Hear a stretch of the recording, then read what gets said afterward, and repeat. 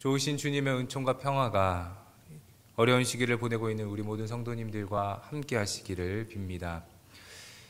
새벽에 계속해서 잠언 말씀을 묵상하고 있습니다.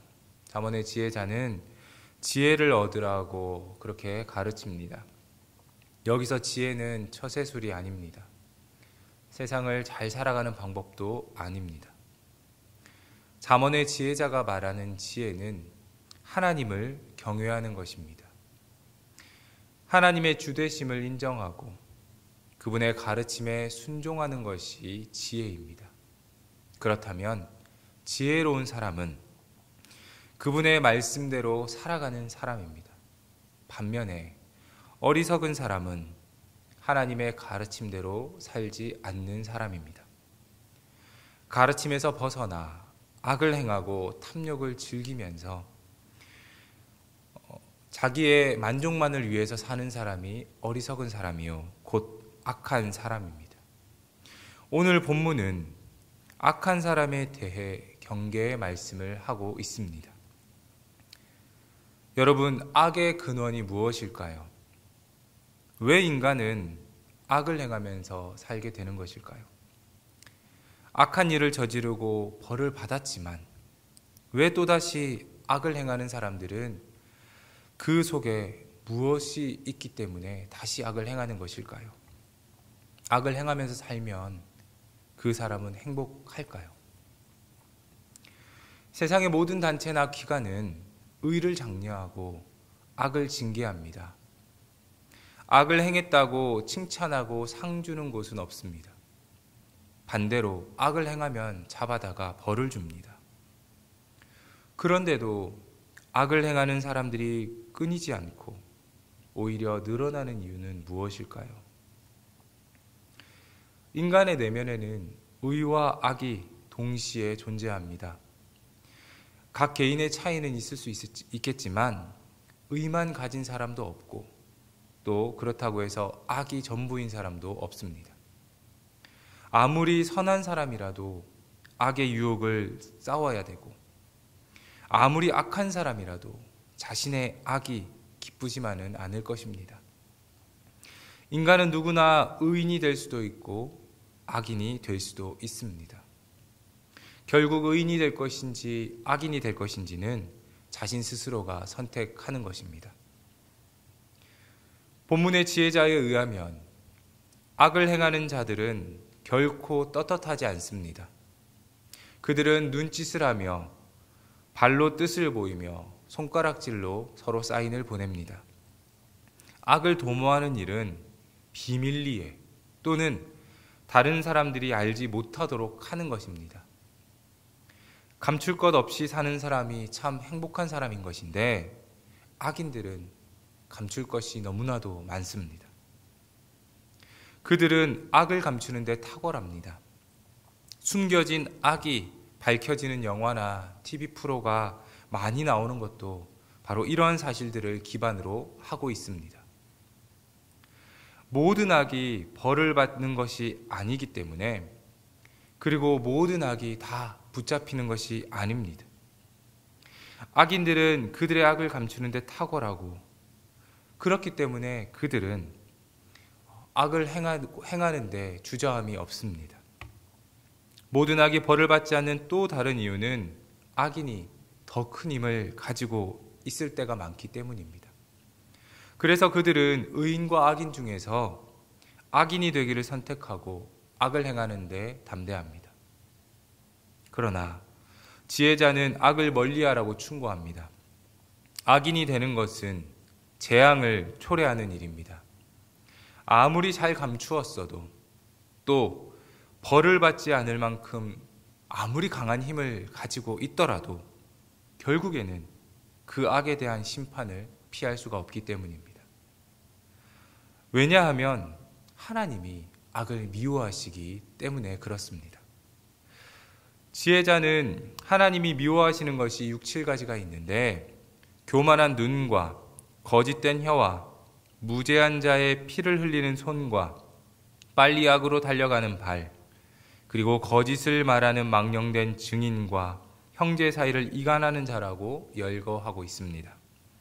여기서 한 가지 흥미로운 것은 인간이 악을 행하는 도구로 인간의 신체의 각 부분이 사용되고 있다는 것입니다.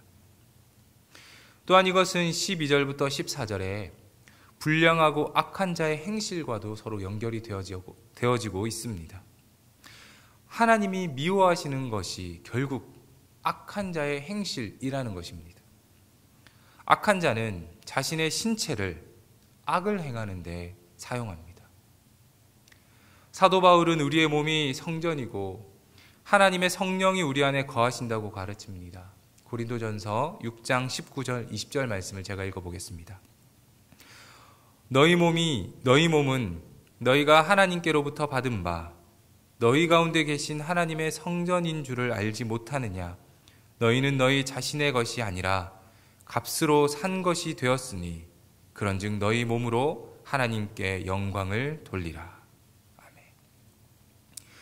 우리가 예수 그리스도를 통해서 하나님의 자녀가 되기로 결심했다면 이제 우리의 몸은 우리의 것이 아닙니다. 독생자의 값비싼 희생을 치룬 하나님의 것입니다. 그러니 우리는 우리의 몸을 통해서 하나님께 영광을 돌려야 됩니다. 먹든지 마시든지 무엇을 하든지 하나님의 영광을 위한 존재가 된 것입니다. 악을 행하기 위한 존재가 아니라는 것입니다. 이것은 사명과도 연관이 됩니다. 악한 자는 자기 유익을, 자기 만족을 위해서 살아갑니다. 그는 이 땅에서의 삶만을 생각합니다. 어차피 한 번뿐인 인생 즐기면서 살자고 말합니다. 자신의 즐거움과 유익을 누리는 데 있어서 타인이 피해보는 걸 크게 신경 쓰지 않습니다. 이 땅에서의 삶이 전부라고 여기기 때문입니다. 그러나 지혜로운 사람은 자기 만족만을 위해서 살지 않습니다. 더 큰 사명을 이루기 위해서 삽니다. 받은 은혜에 감사하기 때문에, 구원받은 감격이 있기 때문에 자기 만족을 이루며 사는 것을 양보합니다. 이 땅에서의 삶이 전부라고 생각하지 않기 때문에 그렇습니다. 지혜로운 사람의 초점은 하나님의 뜻을 이루는 것에 있습니다. 그렇기에 지혜로운 사람은 악을 멀리합니다. 하나님이 미워하시고 싫어하시는 일에 가담하지 않습니다. 하나님을 경외하는 이들은 교만할 수가 없습니다. 무죄한 자의 피를 흘리게 하지 않습니다. 그는 이 땅만을 바라보지 않기 때문에 그렇습니다. 더 큰 세상을 바라봅니다. 그리고 하나님의 뜻에 자신의 삶을 맞추며 살아갑니다. 사랑하는 주사랑교회 성도 여러분, 하나님은 우리가 지혜로운 자로 살기를 바라십니다. 우리는 선한 데는 지혜롭고 악한 데는 미련해야 됩니다. 악한 것이 잠깐 잘 되는 것처럼 보일지는 모릅니다. 하지만 결국 그들은 하나님의 심판으로 멸망을 당하게 될 것입니다. 멸망할 것에 마음을 빼앗기면 안 됩니다. 오늘 하루도 이 지혜자의 말씀에 귀를 기울여 하나님이 미워하시는 것에서부터 벗어나 하나님을 경외하는 삶을 살아가시기를 주님의 이름으로 축복합니다. 같이 기도하겠습니다. 선하신 주님, 오늘 하루 동안 주님의 선하심을 닮아가기를 원합니다. 주님께서 우리의 목자가 되셔서 우리를 선한 길로 인도하여 주옵소서. 주님의 음성을 듣기를 원합니다. 물질에, 성공에, 번영에 마음을 빼앗겨 주님의 말씀을 듣지 못하는 일이 생기지 않게 하옵소서. 신앙의 여정 속에 우리는 힘든 시간을 보내고 있습니다. 교회 문이 닫히고 성도의 교제조차 제대로 이루어지지 못하고 있는 상황 속에 있습니다. 주님, 이 땅을 긍휼히 여겨 주옵소서. 우리의 신앙의 경주가 멈추는 일이 없도록 우리에게 힘을 주옵소서. 비록 넘어지더라도 다시금 일어나 달려갈 용기를 주옵소서. 어려움 가운데 있는 성도들을 돌보아 주시고 위로가 필요한 성도들을 위로해 주옵소서.